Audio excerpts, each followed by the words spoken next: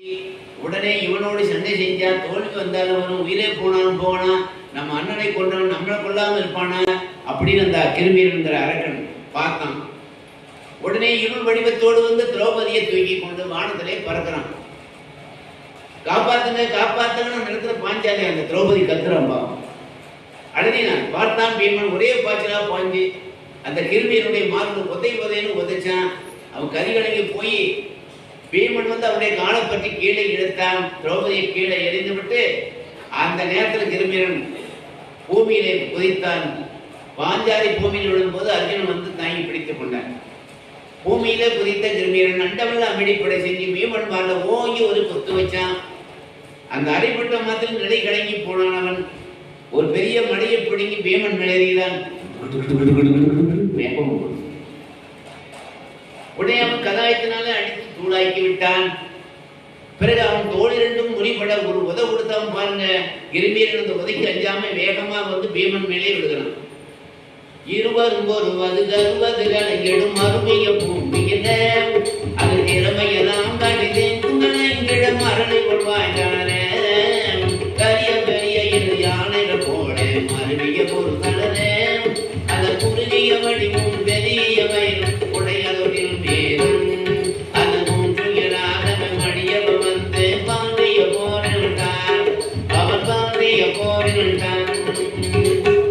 இருவரும் வேகமான முறையிலே போர் செய்கின்ற போது தன்னுடைய திறமை எல்லாம் காட்டி அந்த கிருமியனை அடித்து கீழே தன்னுடைய உடம்பை எல்லாம் பிளந்து அங்கே இடவியாடுகிற உடைவாளை உருவி வெட்டினான். உடனே இரண்டு துண்டாகிவிட்டது அவனுடைய உடம்பு. அதுக்கப்புறம் பிறகு தன் அண்ணனை வந்து வணங்கியிருக்கிறான். எல்லாரும் பீமனை பாராட்டினாங்க. பிறகு மறுபடியும் காமியம்மன் வராங்க. பாண்டவர் நீர்வளமும் நிலவளமும் சோடைகளும் பல வகைகளும் அது குறைவில்லாத உணவு. பாஞ்சாலியின் தவமையும் நீராடிவிட்டு செவ்வதங்களை முடித்து வேறு எங்களுடைய அட்சய பாத்திரம் உணவை கொண்டு இடையே கதைகளை எல்லாம் பேசிக் கொண்டிருக்கிறாங்க. இவங்க வந்த புண்ணியத்தில் அங்கு காமியம்மன் வந்து பல வகை மலர்கள் மலர்ந்து பல வகை பழங்கள் எல்லாம் அங்கே சோலையில் விரிந்து காணப்பட்டன. சிங்கம், புலி, யானை, மானு, பாம்பு, கீரி, சிங்கி எல்லா மிருகங்களும் பகை மருந்து ஒன்றோடு ஒன்று அங்கே வாழ்கிறது. அந்த நேரத்துல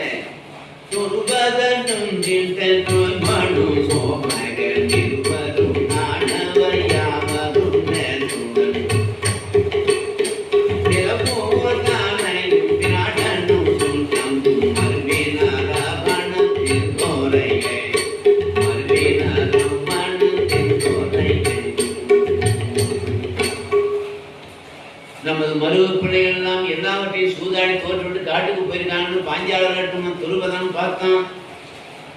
என்ன அங்கிருந்து புறப்பட்டு வருகிறார். இன்னும் பலர் சிலர் வனத்துக்கு வர்றாங்க பாண்டவரை பார்க்க ஆறுதல் சொல்ல. பாஞ்சாலன் துருவதன் தன் மகளுக்கு ஏற்பட்ட அவமானத்தை கேள்விப்பட்டு வருத்தப்பட்டு அந்த பாண்டவரை பார்க்க வருகிறான். என்ன விராடராஜன், சித்திரவாகன பாண்டியன், சல்லியன், சுபத்திர, குந்தி அத்தனை பேரும் இடம் பஞ்ச பாண்டவர்கள் திட்ட இத்தனை பேரும் பாண்டவர்கள் இருக்கக்கூடிய காட்டுக்கு வந்தாங்க. எப்படிப்பட்ட வகையிலே பார்க்கும்போது சில தூதுவர்கள் ஓடி துவாரகாபுரியிலே கண்ணன் இருக்கக்கூடிய கிருஷ்ண பரமாத்மா இருக்கிற போய் விஷயத்தை சொன்னாங்க. உடனே இவர் ஒண்ணுமே தெரியாத மாதிரி பாண்டவருக்கு இப்படியா ஏற்பட்டது. அடடா என்ன சரி மோசம் இது நமக்கு தெரியாம நடந்திருக்கிறது. அவருக்கு தெரியாம ஒண்ணுமே நடக்காது. அவர்கள் தோற்க வேண்டும் என்றுதான் அவரும் அங்க இருக்கார். நம்மளை யாரும் நினைக்க கூடாது. கள்ளக்கபட அறியாத தர்மராஜனை போய் துரியோதனார்கள் ஏமாற்றினார்கள். நாடு வருத்தி காடு அனுப்பினார்களா? என்ன வேதனை இது, நாம் உடனே போய் பார்க்க வேண்டும் என்று சொல்லி சேனைகளோடு புறப்பட்டு கிருஷ்ண பரமாத்மா வரார். மாதவத்தின் பயன் மேட ஓர் மாதவன் யாதவ குணத்தில் எவையோர் வண்டி ஆதவத்து அருள் நிழல் போல அருளும் வேத ஓர் மேல் தர வேதனுமே பின்னாகும் வேத வேயம் தர வேதனுமே பின்னாகும் மாதவத்தின் பயன் என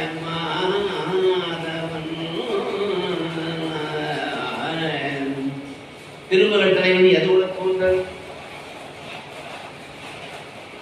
ஆண் சிங்கம் போன்றும் வெயிலான உண்டான வருத்தத்தை தணிக்க நிழல் தருவது போல பல துன்பங்களை நீக்குவதற்கு கருணை செய்யும் வேதங்களுடைய ஞானத்துக்கு பொருளாக உள்ளவனும் அந்த கிருஷ்ண பரமாத்மா பாண்டவர்களை பார்த்து இப்படி ஆகும் என்று எனக்கு தெரியவில்லை. ஒரு வார்த்தை நீங்க என்கிட்ட சொல்லியிருந்தா இந்த சூதாட்டம் நான் நடக்காமே என்று செஞ்சிருப்பான், அல்லது நான் வெற்றி தேடி கொடுத்தேன். என்ன ஒரு வார்த்தையோடு நீங்க நினைக்கலே இருந்த அதுவும் உண்மைதான். தருமன் முதலியவர்கள் எல்லாம் அந்த கிருஷ்ண பரமாத்மா வந்து அந்த ஆட்டத்தை நடத்த விட மாட்டாருன்னு நினைச்சுக்கிட்டே நினைக்கலையா? இல்ல கிருஷ்ண பரமாத்மாவே அவங்களை மறக்க வச்சாரா? தெரியாது. ஆனால் நடந்தது. எப்படிப்பட்ட வகையை பார்க்கின்ற போது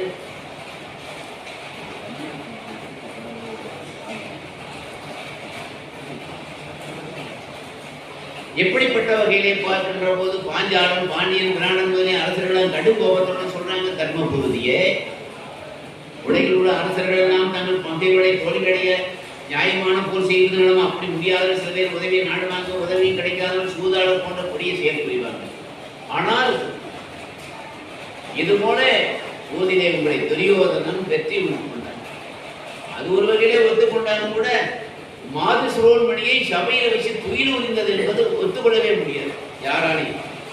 அந்த பழுவாவிய துச்சாதனையும் துரியோதனையும் அழித்து விட வேண்டும். சூழ்நாட்டிலே உங்களை வெற்றி கூட சவனையும் நாங்கள் இப்போதே சென்று எங்களுடைய பானங்களினால் கொண்டு விடுகிறோம் என்று சொல்லி பாஞ்சாலர்கள் பாண்டியன் எல்லாம் ஒரே மாதிரி எழுந்தாங்க. என்னடா இது, இவங்க போய் கொண்டுட்டா நாளைக்கு வந்த பார் போர் இன்னைக்கு வந்துருமே நினைச்சார்.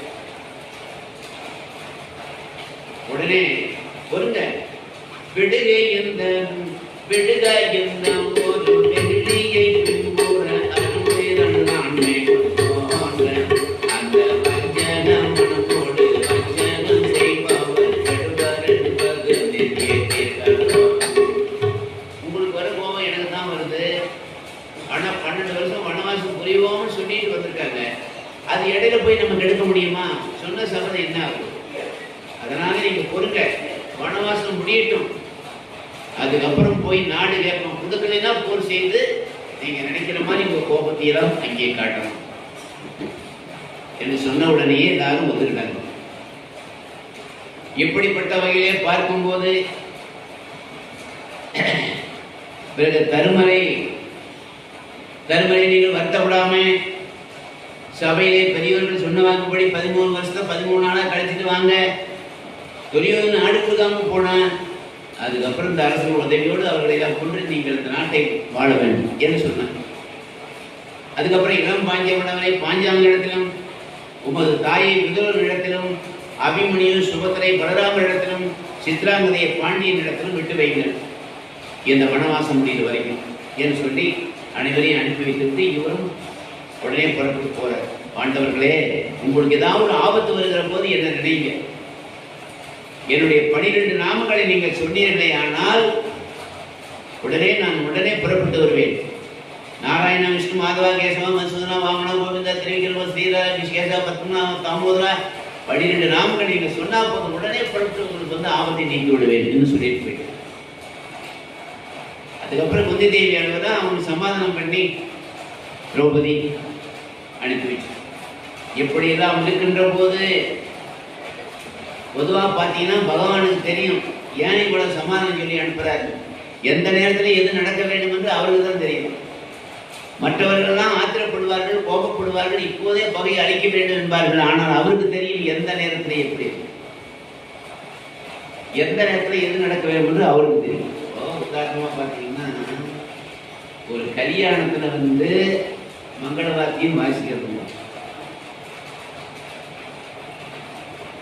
அங்கே ஒரு மைக் செட்டுக்காரன் ரேடியோ செட்டுக்காரர் ஒரு ஆள், அவர் என்ன நல்ல ஒரு மங்கள பாட்டு போடணும், என்ன முதல்ல போடுறது தெரியுமா? அந்த கல்யாணத்தில் போனால் போகட்டும் போடா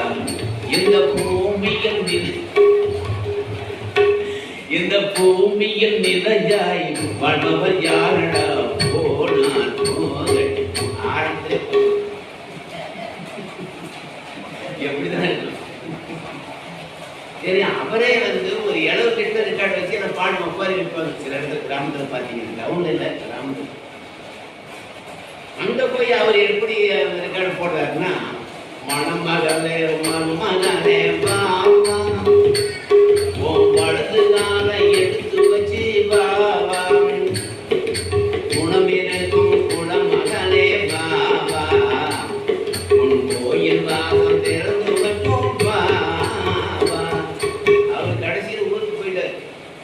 இவர் மணமக்களை வரவேற்கிறதுக்கான தாராளமா ஒருத்தர் கேள்வி கேட்கறத கூட கால நேரத்தை வச்சு தான் கேட்போம். காலை 7 மணிக்கு ஒருத்தர் பார்த்தா காஃபி சாப்பிட்டீங்கன்னா கேட்கறோம். அடுத்த நேரத்தில் கேட்கற கேள்விதான். அவளையே சாயந்தரம் பார்த்தா சிற்றுண்டி சாப்பிட்டீங்களான்னு கேட்கறோம். ராத்திரியில் ஆகாரம் ஆயிடுத்தான்னு கேட்கறோம். ராத்திரி 12 மணிக்கு எழுப்பி காஃபி சாப்பிட்டீங்களான்னு கேட்டான். கோபம் ஒரு ஐயா இதே தூக்கத்தை எடுத்து காஃபி சாப்பிட்ற நேரமே அது அப்படின்னு கேட்போம். கண்டத்தில் படாது ஒரு அறையை கொடுத்துருவோம். 25 வயசு வாலிபனை பார்த்து ஏண்டா தம்பி உனக்கு கல்யாணம் ஆயிடுச்சான்னு கேட்டா அது கல்யாணம் ஆகிற வயசு அது கேட்க வேண்டிய கேள்விதான். 70 வயசு பெரியவரை பார்த்தா உடம்பு எப்படி இருக்குன்னு கேட்போம். ஏன்னா அவர் முடியாத அந்த வயசு. அதே கேள்வியே ஒரு 20 வயசு வாலிபனை கேட்டா உடம்பு எப்படி இருக்குன்னு கேட்டா ஏன் நான் உடம்பு எப்படி இருக்குன்னு காட்டணுமா? கேள்வி வேற மாதிரி போயிடும். எல்லாத்தையும் எல்லா கேள்வியும் கேட்டு கூடாது. ஒருத்தர்கிட்ட போய் எத்தனை பிள்ளைங்கன்னு கேட்கலாம், எத்தனை பொண்டாட்டின்னு கேட்கணும். அது ரொம்ப ஆபத்தா போகும். எந்த வருஷத்தை பிறந்தீங்கன்னு கேட்கலாம், எப்ப போறீங்கன்னு கேட்கக்கூடாது. இது போல எல்லாமே எதை எப்போது எப்படி கேட்க வேண்டும் பேச வேண்டும் என்ற வரமுறைதான் இந்த மாதிரி எல்லாம் பகவான் நினைக்கிறார். எனவே அவருக்கு தான் தெரியும் எந்த நேரத்தில் எதை செய்ய வேண்டும் என. அதனால எல்லாம் அவன் செயல் எல்லா நிகழ்ச்சியின் எத்தனையோ நாட்டில் எல்லாம் அவன் செயல் நல்லவர்க்கு சோதனையும் அல்லவர்க்கு சாதனையும் நல்லவர்க்கு சோதனையும் அல்லவர்க்கு சாதனையும் நடித்தோர்க்கு பருமையும் மடியோர்க்கும் பெருமையும் அருள்வான் எல்லாம் அவள் செயல் எல்லையில்லா நிகழ்ச்சி எத்தனையோ நாட்டில் எல்லாம் அவள் செயல் ஆற்றில் வரும் அந்த பள்ளமும் மேடும் போன நாட்டினில் ஏற்றமும் நடையும் செய்து உலகினில் கடகமும் உண்டுமே செய்து புத்தமர் வாழ்வினும் ஊனத்தையே செய்வான் எல்லாம் அவன் செயலையும் எத்தனையோ நாட்டில் எல்லா நிகழ்ச்சி நடப்பினும் எல்லாம் அவன் செயலையும். அதுபோல உலகத்தில் நடக்கின்ற அத்தனை செயலுக்கு நாம காரணகர்த்தாவல்ல, இறைவன். இது நம்ம அனுபவப்படும் போதுதான் தெரிஞ்சுப்போம். அதுக்கு முன்ன சொன்னா தெரியாது. இல்லை நான் தான் இதை பண்ணேன், நான் தான் செய்யறேன், நான் இல்லைன்னா ஒண்ணுமே நடக்காது. தப்பு. நடத்தக்கூடியவர்கள் ஒன்று இருக்கிறார். நாம் நினைக்கதான் நடந்தா அப்புறம் அவனை எங்க நினைக்க போறோம்? பகவான் நினைக்குமா? நினைக்க மாட்டோம். அப்படிப்பட்ட வகையிலே பார்க்கும்போது பாண்டவர்கள் துவைதவனம் போறாங்க. இப்போ வனம் மாற்றி போறாங்க. அழகிய பறவைகளை எளிதாக வைத்திருக்கிறது, ஒளி செய்கிறது. சித்தர்களும் சாரணனும் அங்கிருக்கிறார்கள். பாண்டவர்கள் அந்த வனத்திலே இனிமையாக வசித்தார்கள். காற்றுடன் ஓடிய நெருப்பொடி போன கடந்தன வேதிய பஞ்சமருடனே வேற்றுமையில்லாத வேதிய மனதும் வேத ஒளியுடன் கேதம் என்றாரே. காற்றுடன் ஓடிய நெருப்பொடி போன கடந்தன வேதிய பஞ்சமருடனே. அப்படி வேதியோடு கலந்து 12,000 பிராமணர்கள் முனிவர்கள் எல்லோரும் இணைந்து இனிமையான கதைகளை பேசிக்கொண்டு காட்டில் இருக்கக்கூடிய இயற்கையான காய்கறிகளை உண்டு சுனை அங்கே இயற்கையாக வரக்கூடிய ஆற்று அந்த சுனை தண்ணீரை குடித்து ஆனந்தமா இருக்காங்க. இப்படிப்பட்ட வகையிலே பார்க்கின்ற போது இந்த மாதிரி ஒரு நாள் திரௌபதி தனியா தருமரிடம் சொல்றான், பெருமானே இவ்வளவு கொடுமை செய்திருக்கிறான் துரியோதனை, என்னம்மா அவன் மேல நீங்க பரிதாபப்படுறீங்க, உங்களுக்கு கொஞ்சம் கூட கோபமே வரலையான்னு கேட்டேன். பெண்ணே, நீ அவங்க மேல இருக்கிற கோபத்துல அப்படி பேசல, ஆகினால எல்லாமே எப்படி இருக்க வேண்டும் தெரியுமா? நாம் தெய்வத்தினுடைய செயலால் ஒவ்வொரு சம்பவம் நடக்கிறது, அதுக்கு காரணத்தான் நாம் அல்ல. உடனே நாம் கோபப்பட்டு எதையும் பதிலுக்கு செஞ்சா அவங்களுக்கு நமக்கு வித்தியாசம் இல்லாமல் போய்விடும். அதனால இந்த மாதிரி நீ கோபப்படுவது தவறு அப்படின்னு நீ கேட்டுக்கொண்ட பீமனுக்கு கோபம் பெருமை சொல்றது. அண்ணா, சிங்கத்தினுடைய வாய்ந்த ஒரு உணவை ஒரு நரி எடுத்துக் கொண்டது போல கூட நானும் துரியோதனன் நமது செல்வங்களை தான் கவர்ந்து கொண்டான். காலையிலே வந்து முயற்சி பண்ணி சம்பாதிக்கணும், மாலையிலே அதை நுகர வேண்டும். வேந்தர்களுக்கு வால் வலிமையும் தோல் வலிமையும் சிறந்த மூடன் அரசு புரிவது மக்கள் தான் அதனை படைப்பார்கள். அதனால் மூடர்களை அடித்து நீங்கள் அரசு புரிவதுதான் மக்களுக்கு மகிழ்ச்சி. எங்களுடன் சென்று பகவரை அடித்து நீங்கள் நிம்மதியாக மாட்டோம். தம்பி பீமா, வரையிலிருந்து பேசாதே, சத்தியத்தை விடக்கூடாதப்பா. நம்ம வனவாசம் 12 வருஷம் இருக்கணும் வந்திருக்கிறோம். இதுக்கு இடையில போனோம்னா அது சொல்லு நாம மதிக்கலைன்னு. இவங்க பேசிட்டு இருக்கும் போது அந்த வனத்துல வியாச முனிவர் வர்றார். ஆப்பணம் தண்ணில் வந்த அரசெல்லாம் அகன்ற பின்னன் எவ்வனம் விடாதுமே தவம் புரிவியாதன் என்னும் செவ்வன முனிவர் வந்த செய்யவன் செய்வனான இவ்வன சரித தம்மை எடை உடனும் நோக்கினான். தர்மர் பார்த்தார். வியாசரை வாங்க தாத்தா வாங்க. தருமா, ஏப்பா கவலையோடு இருக்கிறாய்? முனிவர் பெருமானை காலம் செய்த கோலம் எது? விதி பயனாலே சூதாடி நான் நாடுகளை இழந்து எங்களை இழந்து தர்ம பத்னி இழந்து நின்ற போது துரியோதனன் பாஞ்சாலி உடையை களைய சொன்னான். கண்ணன் கருணை இல்லாத இருந்தா அவனுடைய மானம் படைத்திருக்காரு. அதன் பிணைந்த காணகம் வந்து இந்த துயரங்களை எல்லாம் அடைந்து நிற்கிறோம் பெருமானே. பீம உடனே துரியோதனை கொல்ல வேண்டும் என்று சொல்லுகிறான். பெரியவனை சுத்தி பீஷ்மர் இருக்கிறாரு, துரோணர் இருக்காரு, கர்ணன் இருக்கான், அஸ்வத்தாமா, திருபா இவ்வளவுதான் இருக்காங்க. மத்தா மன்னவங்களும் இருக்காங்க. எப்படி நாம் வெல்ல முடியும் சொல்லுங்க? அதைத்தான் யோசித்துக் கொண்டிருக்கிறேன். கவலைப்படாதே தர்மா, என்றைக்குமே சொல்வதனாலே குறைந்து போகக்கூடிய பொருள் இரண்டு. ஒண்ணு, நாம செய்த புண்ணியத்தை நாமே சொல்வதனாலே புண்ணியம் குறையும். நாம செய்த பாவத்தை நாமே சொல்வதனாலே பாவம் குறையும். நாம் செய்த பாவத்தை ஆண்டவரிடத்தில் கூறி பாவத்தை குறைக்கணும். புண்ணியத்தை நம்ம புண்ணியத்தை அடுத்தவங்க சொல்லணும், நாம சொல்லக்கூடாது. பிற செய்த குற்றங்களை கூறினாலும் புண்ணியம் குறையும். பிற செய்த குற்றங்களை பொறுத்தால் அவருடைய புண்ணியத்தை பாதி நமக்கு வந்து சேரும்.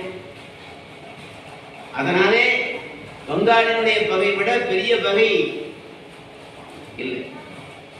பெரியோர்கள் என்று சொல்வார். இதனாலே ஐயனே ஆசைக்கு அழகேது விதி இருக்கிறது, அது யாரும் விட்டுச்சிருந்தோம். உடனே அந்த நேரத்துல குடிக்கும் போது ஒரு இடத்துல அறைக்குள்ள அந்த வீட்டுக்காரி நுழைஞ்சான். ஒரு பாம்பு வந்து பூந்து விட திடீர்னு எந்த வழியா வந்துச்சோ தெரியல, வந்துச்சு. கத்துனா பாம்பு பாம்புன்னு. உடனே அவனுடைய புருஷன் வந்து பாம்பு எங்க தடியை எடுத்துட்டு பார்த்து போங்க, அங்கதான் இருக்கு அப்படின்னு சொன்ன உடனே நாகமா தெரியுது, சீரி பாயுதுன்னா கம்ப கீழே போட்டுட்டு கொல்லப்புறமா ஓடினான். சூரப்படி பாம்பு அடிக்க சொன்னா ஓடுறீங்க, அடிச்சிட்டீங்க போல இருக்கு. இல்ல ஒரு இடத்துல இருந்தால் தான் அடிக்கிறது. அதுதான் இப்படி சீரி பாயுது, அப்போது இப்படி போது எப்படி அடிக்கிறது? இருந்தாலும் விடணும்னா சொல்லிட்டு போனான். அந்த வீட்டுக்காரன் பாம்பு அடுப்படியில் போய் பூந்துச்சு. உடனே அந்த வீட்டுக்காரன் அதை விடாதீங்க, எப்படியாவது அடிங்கன்னா. இவன் பயந்துக்கிட்டே சன்னல் வழியா எட்டி பார்த்தான். பாம்பு மெதுவா சமையல் அறையில பூந்து அங்க இருக்கக்கூடிய ஒரு மண்புடத்துல பூந்துச்சு. இவன் வேகமா ஓடி போய் அதை ஒரு துணி போட்டு கட்டிட்டான். பாம்பு அந்த மண் படம். இரவு நேரம் என்னத்துக்கு நேரத்தில் எல்லாரையும் கூப்பிட்டுக்கிட்டு காலையில அடிச்சிருவோம் அப்படின்ட்டு பானையில வச்சு இப்போ துணியை வச்சு மூடிட்டான் அவன். அப்படி ஒரு பக்கம் எடுத்து வச்ச உடனே எல்லாரும் தூங்கிட்டாங்க. ராத்திரி 1 மணி இருக்கும். ஒரு திருடன் மெதுவாக இவங்க வீட்டில் திருட வந்தான். சில சாமான்களை பொறி எடுத்துக்கிட்டான். இந்த குடத்துல துணியில மூடிட்டு ஏதோ இருக்கும் போட்டு அப்படின்ட்டு அந்த துணியை வந்து உள்ள தொடாமனா அந்த பாம்பு கடிச்சு உடனே கொத்திடுச்சு கோபத்துல. அவன் அங்கேயே போயிட்டான். யாருக்குமே பிடிபடாத அந்த கொள்ளையெடுத்த திருடன் வெளியே அந்த பாம்பு கிட்ட முடிஞ்சு போச்சு. விதி எங்க இருந்தாலும் விடாது. இப்போ இன்னைக்குதான் புரியல. பார்ட்னர் நினச்சி வச்சிருந்தாரு. இதில் பார்த்தீங்கன்னா 9 நாள் டூரில் வந்து காசி, கயா, கல்கத்தா எல்லாமே போட்டுருக்குது. 9 நாளைக்கு 14,700 ரூபாய் எல்லாம் செலவும்.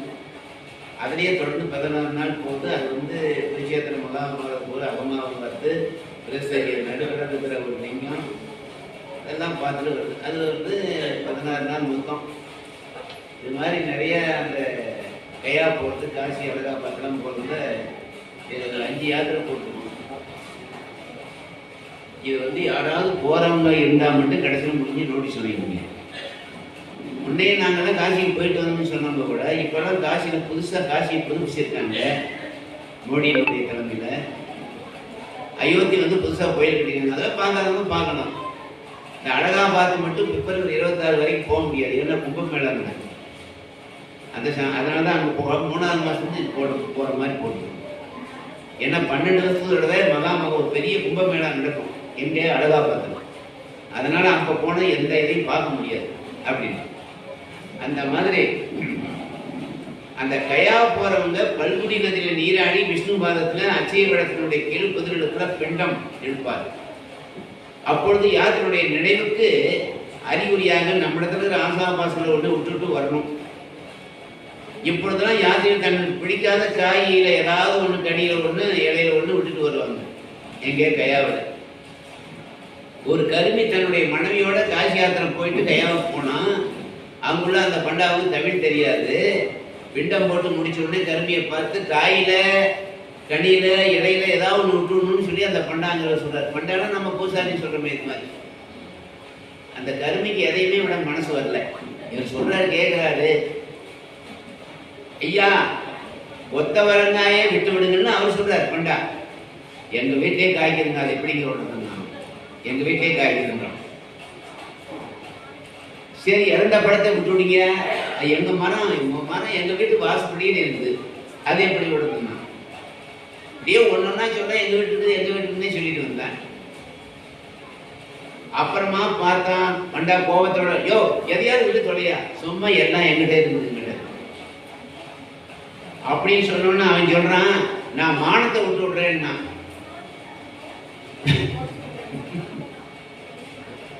ஓ இது ஏதோ ஒரு காய் போல இருக்குன்னு அவர் பண்டா நினைச்சுட்டாரு. சரி கையறினான்னு சொல்லிட்டு உடனே தார பார்த்து உடனே விட்டாரு, மானத்தை விட்டுறேன்னு சொல்லிட்டான். அது ஏதோ தென்னால் இருக்கிற காய்கறின்னு அவர் நினைச்சிட்டாரு கூட. எள்ளும் தண்ணீர் விட்டு அதை மானத்தை விட்டுட்டேன்னு அவர் மனைவியை பார்த்து இவர் கேட்கிறார் பண்டா, ஏமா உன் புருஷன் மானத்தை விட்டுட்டாரா, நீ என்ன வர போற? நான் என் புருஷனே விட்டு விடுறேன்னு. ஏம்மா மானத்தை விட்டவனோட நான் போய் இப்படி வாழ்க்கை நடத்திக்கிறது, அதனால நான் அவரே விட்டு அப்படிங்கிறான். அது போல கயா போறவங்க காய விடுறது, கனியை விடுறது, இடையில ஒண்ணு விடுறதா இல்லாம நமக்கு ஆகாத ஒரு பிடிவாதமான ஒரு பொண்ணு இருக்குன்னு வச்சுங்க, அதை விட்டுட்டு வருது. அப்படிப்பட்ட வகையை பார்க்கின்ற போது எங்களுக்கு மானம் போய்விட்டது தாத்தா, அதனாலதான் எங்களுக்கு மனசுக்கு வேதனையாக இருக்கிறது என்று சொல்லி அந்த இடத்துல தர்மராஜா சொல்லுகின்ற போது, மானம் போனா உயிரே வாழ முடியாது, மானே வாழாது, மைநைப்பில் உயிர் வாழ கவரிமான். மானுக்கே மானம் இருந்தா மனிதருக்கு அது இருக்கக்கூடாதா தாத்தா? செல்வம் பிறக்கும் போது வரல, அது இடையில வருது, அது இடையே போயிடும். ஆறிலும் மேலும் மடுவும் போல் மாறிடும் செல்வம் கண்டேன். உயிரை இளமே மானம் இந்த மூணும் போனா திரும்பி வராது. திரௌபதியே தொழில் உரிந்தான், மானம் போச்சே, அதான் வருத்தப்படுறேன்னாரு தர்மராஜன். மானம் போச்சு என்ன பண்ண அப்படின்னு அழுகிறார். அப்படிப்பட்ட வகையிலே பார்க்கின்ற போது சடைப்பவர்கள் தான் ராமாயணம் எழுதுறதுக்கு கம்பருக்கு உதவி பண்ணார். சடைப்பவர்கள் பெரிய கோடீஸ்வரன், ராஜாவோட வசிப்படுத்தும். ஒரு நாள் உயர்ந்த ஒரு மட்டாடையே ஒருத்தன் தெருவில் வித்துக்கிட்டு வந்தான். என்னப்பா விட? 10,000 முருகாசு. 10,000 முருகாசுக்கு ராஜாவோட விலை கொடுத்து வாங்க முடியும். உடனே அப்படியே சொல்லிட்டு உடனே அதை வாங்கி சபைக்கு போகும்போது அதை கட்டிட்டு போனார். ஏன் 2-3 நாளா சடைப்போலர் வரலன்னு ராஜா வந்து கேட்டான். ஒன்னில தொடையில ஒரு சிலந்தி இருந்தது, அதனால வர முடியலன்னு ராஜா வந்து சொன்னார். தொடையில செலுந்தியா, அதனாலதான் வரலையா? ஆமா அப்படின்னு சொல்லிட்டு உடனே ஆடை வந்து இருக்குது, 10,000 பொற்காசு போட்டு வாங்கியிருக்கவே நினைக்கல. அந்த ஆடையை விலைக்கு இந்த இடத்துல தான் அந்த கொப்பளை வச்சுன்னு காட்டுறது. அப்படின்னு காட்டக்கூடாதுன்னு சொல்லிட்டு அந்த புண்ணு இருக்கிற இடத்துல மட்டும் கத்தியில அப்படியே கீறி அந்த கொப்பளத்தை காட்டுறாங்க. 10,000 பொற்காசுன்னு போட்டு ஆடை வாங்கியிருக்கிறோமே, இதை கிழிக்கிறதுன்னு அவர் நினைக்கிறேன். மான் பெருசா இருந்துச்சு. புலி கொள்ளும் ஒரு உயிரினுடைய உடல் இடப்பக்கம் விழுந்தா தின்னாது, வலப்பக்கம் விழுந்தாதான் தின்னும். அதுக்கு ஒரு தன்மானம். அதனால்தான் சோழ மன்னன் புலிக்கொடியை வச்சிருந்தான், பாண்டியன் மீன்கொடி வச்சிருந்தான். எப்படிப்பட்ட வகையிலே பார்க்கின்ற போது அங்கே உலகம் தோன்றிய வரை பெண்மணியினுடைய கலை பற்றி சொல்லும் போது பெருமையாக சொல்வார்கள். இப்படிப்பட்ட வகையிலே அப்போது வியாசன் தர்மநந்தனா நடப்பதை நினைச்சு வருத்தப்படாதே, நீ மட்டும்தான் கவலைப்படுற, நாட்டை இழந்தோம் நகரத்தை இழந்தோம் நினைக்கிறியா? உன்னை விட ரொம்ப வருத்தப்பட்டு நாட்டை இழந்து போன ஒருத்தர் தான் தெரியுமா? யாரு? நலச்சேத்திரன். அவன் நீ வீரேயலின் முன்னாளில் நிலமுது ஆண்ட நேமி நாவிரி கீர்த்தியால் நலனெனும் நாம வேந்தன் காவிரி என்னதப்பா கருணையால் சூரிய தோற்று தீவிரி காண சென்ற கதையும் செவிப்படாதோ. அதனாலே நலச்சக்கரவர்த்தி ஆகப்பட்டவன் தன்னுடைய மனைவி தமயந்திக்கு மானையிட்ட உடனே, ஏற்கனவே தேவர்கள்லாம் தமயந்தி கிடைக்கணும்னு சொல்லி உடனே நலச்சக்கரவர்த்தியுடைய உருவம் தாய்ங்க வந்து 7 பேர் அவன் மாலை போடும் போது உட்காந்து ஒரே மாதிரி நலச்சக்கரவர்த்தி மாதிரியே உட்காந்துட்டாங்கன்னா யாருக்கு மாலை போடுறதுன்னு தெரியல. அப்ப அவருடைய அறிவினால சிந்திச்சு என்ன பண்ணா, தேவர்களுக்கெல்லாம் கண் இமைக்காது, கால் பூமியில படியாது, ஆனா நலச்சக்கரவர்த்திக்கு கண் இமைக்குது, பூமியில கால் படின்னு சொல்லி அவன் தான் உண்மையான நலன்னு சொல்லி அவனுக்கு மாலை போட்டான். இதனாலே தேவர்கள் தான் அவன் மேல கோபமா இருந்தாங்க. அப்ப லேட்டா வர்றான் சனீஸ்வரன், நமக்கு கிடைக்க வேண்டியவரை விட நலச்சக்கரவர்த்தி அந்த தமிழை மணந்து கொண்டானா அப்படின்னு சொல்லிட்டு, நல்லா கேளுங்க, இவரை பிடிப்பதற்காக 7 சனியன் பிடிக்கிறதுக்காக காத்துக்கிட்டே இருக்கான்.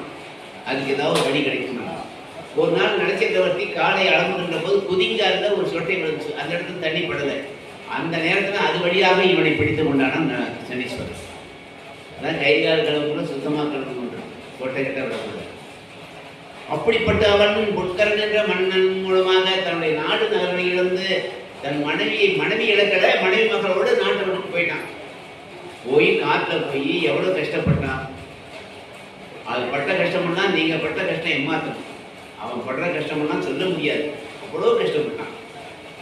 பாம்பு கடித்து அவனுடைய உருவம் ஒரு சாணா கொஞ்சம் குறைஞ்சு போச்சு, நிறம் மாறி போச்சு. அப்போது அயோத்தி மன்னர் போய் சமையல்காரனா இருக்கான் நலச்சக்கரவர்த்தி.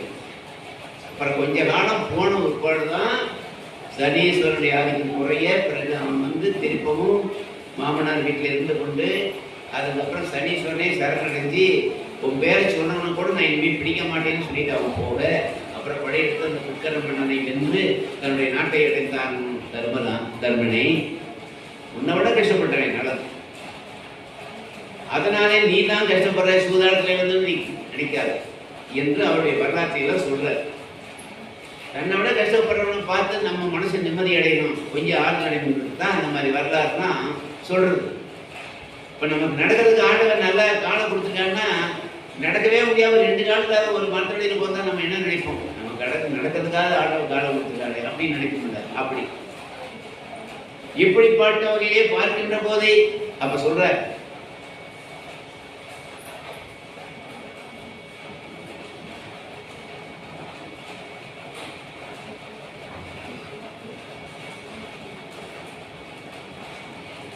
நம்ம பார்வதி பதையே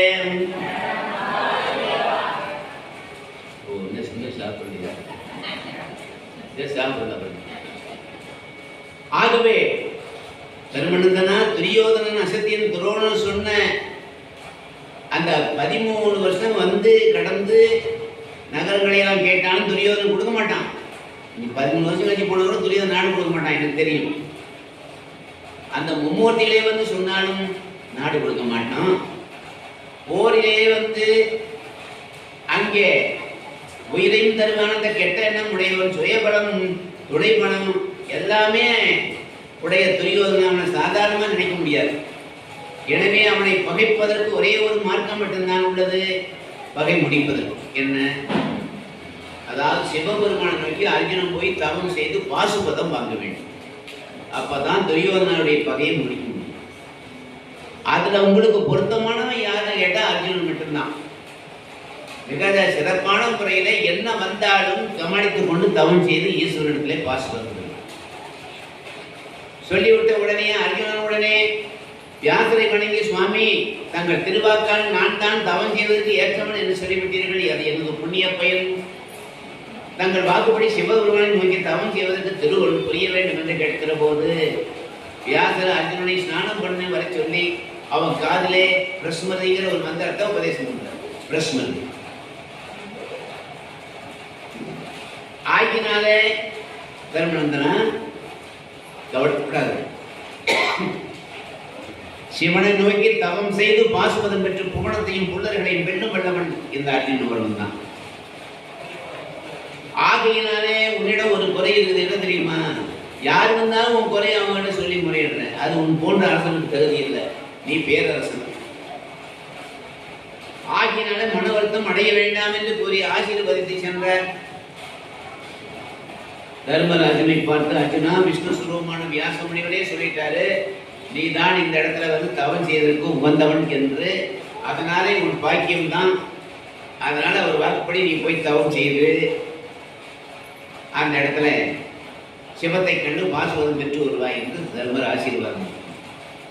உடனே அர்ஜுனன் நாம் தவம் செய்வதற்கு வேண்டிய ஏற்பாடாக செய்தான். சரணாமுடி தரித்துக் கொண்டான். மரகதம் போல பிரகாசிக்கும் தன் தேகத்தை கோமேதகம் போல பிரகாசிக்க திருநீர் அணிந்து கொண்டான். உருத்திராக்கம் அணிந்து கொண்டான். அக்னி பகவான் கொடுக்கப்பட்ட நாண்டிபம் என்ற வெள்ளையும் எடுத்துக்கொண்டான். அம்புரா துணிகள் எடுத்துக்கொண்டான். அம்புக்குட்டையும் எடுத்துக்கொண்டான். ராமபுரானை காட்டுக்கு போகும்போது எப்படி போனாரோ அது மாதிரி போகிறான். மரபுரி உடையான் சென்னில் வகுத்த செஞ்சடையான் தோணி சரவுடன் அங்கி ஈர்ந்த தனிவின் தவத்தின் மேலே புரிதரும் மனத்தின் எல்லா புண்ணியங்களுக்கும் தானே ஒரேவரு தசரதன் மகன். அது உமையெல்லாம் தசரத மகன் ராமபுரான் காட்டுக்கு போற மாதிரி போகிறான். சிவனுடைய கண்மணியில உதித்ததுதான் ருத்ராட்சம் சொல்றது. அதனாலே அது ஒரு மரத்தருடைய மணி. ஒருத்தரங்கண்ணில பிறந்தபடினாலே ஒருத்தராக்கம், ருத்ராக்கம் என்று பேர். இந்த உருத்திராக்கம் நேபாள நாட்டில் தான் நிறைய கிடைக்கும். நேபாளம் பக்கத்தில் நம்ம நாடு, இமயமலையில் தனி நாடு, இந்துக்களுக்குனே ஒரு நாடு. அங்கே முஸ்லீம்களுக்கோ அல்லது கிறிஸ்டினுக்கோ வேலை கிடையாது. ஒரு முஸ்லீம் கூட அங்கே இருக்க முடியாது, ஒரு கிறிஸ்டினும் அங்கே இருக்க முடியாது. உலகத்திலேயே இருக்கக்கூடிய 200 நாடுகளிலே நேபாளம் ஒன்று தான் இந்துக்களுக்குரிய நாடாக இருக்கும். அங்கதான் ருத்ராட்சம் நிறைய விளையும். அப்படிப்பட்ட வகையிலே பார்க்கின்ற போது அந்த முறைப்படி அணிபவர் அந்த உருத்திராகத்தை எல்லா தீவிரையிலிருந்து விடுபடுவார்கள் என்று சொல்லப்படுகிறது. ஆயினாலே கடைசி தூதர்கள் யம தூதர்கள் வரமாட்டார்கள். சிவகணங்கள் வந்து சகல மரியாதை உள்ளவர்கள் அழைத்துக் கொண்டு போவார்னா உருத்திராகம் அணிந்தவர்கள்.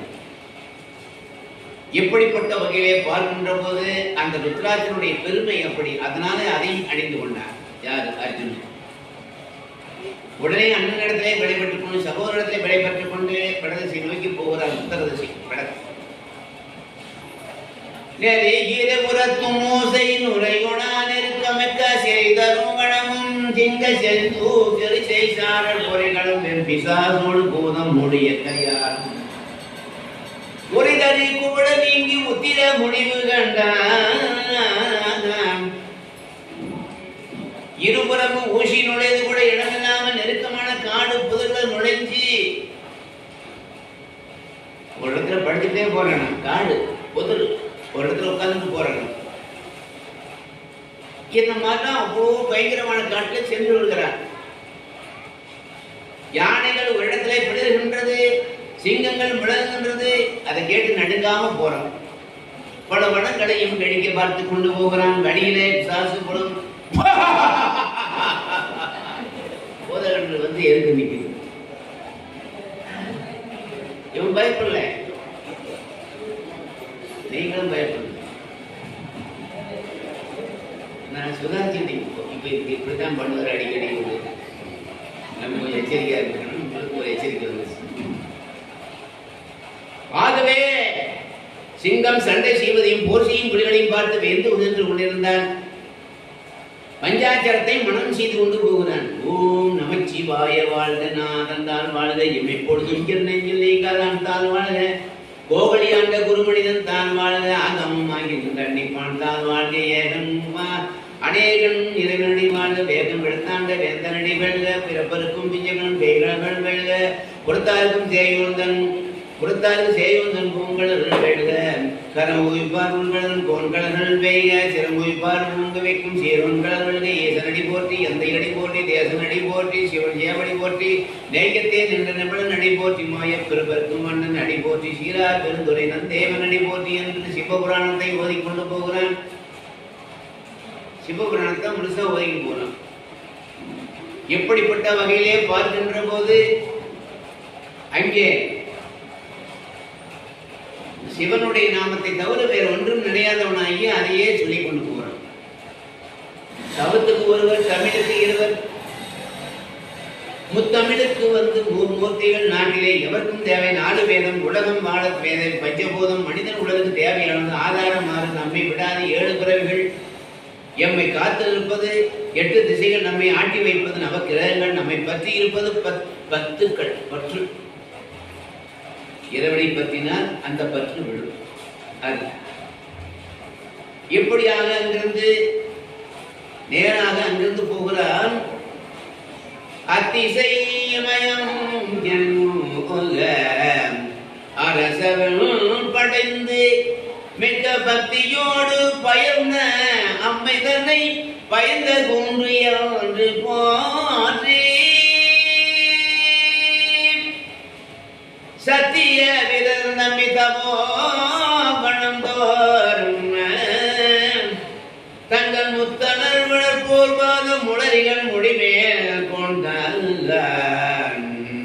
அதிசயமயம் என்னும் அரச வெப்பை அடைந்து எங்கே பார்வதி தேவியை பர்வதராஜன் மகனாக பெற்றடையும் என்று சொல்லி அதிசயமயம் என்னும் அரசர். ஏன்னா இமயமலை தான் எல்லா மலைக்கும் சிகரம், உலகத்திலேயே பெரிய மலை. 2000 கிலோமீட்டர் நீளத்துல 1500 கிலோமீட்டர் அகலத்தில் இருக்கும். உலகத்திலே நீங்க வேற எங்கேயும் இமயமலை மாதிரி பார்க்க முடியாது. அங்கே எத்தனை நாடுகள், எத்தனை மாநிலங்கள், எத்தனை மாவட்டங்கள், எல்லாம் இமயமலைகள் இருக்கு. அதுல ஒரு பாதி சீனாவுக்கு போகும், அதுல ஒரு பகுதி பாகிஸ்தான், ஆப்கானிஸ்தான், இதெல்லாம் பெரிய மலை இருக்கு. எப்படியப்பட்ட வகையிலே பார்க்கும்போது சாரணர் ஏகர சாரணர் வித்யாதி எல்லாரும் செம்மையான சிறுவை கொண்ட மறைகளில் கூறியதைப்படியே சுற்றிலும் காடுகளில் தங்கியிருந்து பெருமாளும் முந்தியில் பூத்த 4 சிவபெருமான் என்று முனிவர்கள் திருவடியை விரும்பி தவம் செய்பவர்களை எல்லாம் வணங்கி கொண்டு போகிறார். அப்படியெல்லாம் இருக்கும்போது சிவபெருமான் யானைத்தோல் உடுத்தி நாகாபரணம் அணிந்திருப்பதை புறக்கண்ணிலே கண்டு அகக்கண்களே கண்களால் கண்டு போற்றினான். அந்த மலையினுடைய பக்கங்களிலே எல்லாம் தவம் செய்து கொண்டிருப்பவருடைய முனிவருடைய பாதங்களை விழுந்து வணங்கி போகிறார். இப்படிப்பட்ட கடுமையான கொடுமையான அந்த காட்டிலே போய் கொடுத்தார். பிறகு ஒரு இடத்திலே பார்த்தான், இங்கேதான் உட்கார்ந்து நாம் தவம் செய்ய வேண்டும் என்று. உடனே அந்த இடத்துல கைலை மலையினுடைய தெற்கு பக்கத்துல அர்ஜுனன் தவம் செய்கிறான். நம்ம பார்வதி பதைய வெற்றிவேல் முருகனுக்கு, ஞானவேல் முருகனுக்கு, ரமண கோவிந்தா. குற்றமற்ற முறைகளில் கூறியபடி கணக்கில்லாத கோடிக்கணக்கான ஆகமங்களில் கூறியபடியும் 5 எழுத்து மந்திரத்தை உச்சரித்து உடல் நீர் பூசி அந்த நீர் மிகுதிய சடைக்குடியிலே அணிந்து கொண்டார் அர்ஜுனுடைய. ஆகவே ஆசிதான் மறைப்படியும் எண்ணில் கோடி ஆகமத்தின் எழுத்து 5ஐயும் கூறி பூசினால் வடிவமெல்லாம் விபூதியால் அப்பூதியினை புரிந்த சடைப்புறத்தை சேர்த்தான். தேசினால பொறுப்பின் சிகரமேவும் சிவன் இவனே போடும் என தேவர் எல்லாம் பேசினார். எப்படி முறைப்படி மந்திர முறைப்படி திருநத்தை 12 இடங்களிலே பூச வேண்டும் என்ற முறைப்படி திருப்பூமை பூசலாம். என்ன சிவபெருமானே தினம் நீர் பூசுறாருன்னு திருமூலர் சொல்றார். ஆண்டுக்கு ஒரு கவி பாடும். கங்காளம் பூசும் கவச திருநேற்றை மங்காமல் பூசி மகிழ் வீரையாம் ஆகிய தங்கா கணைகளும் சாரும் சிவகதி சிங்காரமான சிவனடி சேர்வரே. அதனால சிவபெருமானே அந்த நெற்றியில நீர் பூசுகிறாருன்னு சொன்னா நாம பூசாம இருக்கலாமா? எல்லாரும் ஒரு நாளைக்கு பிடிசாமல் என்பதை உணர்த்தத்தான் அந்த திருநீர் பூசுகிறார். ஒரு நெசவாளி ஒருத்தர் நெசவு நெஞ்சுக்கிட்டே இருந்தார்.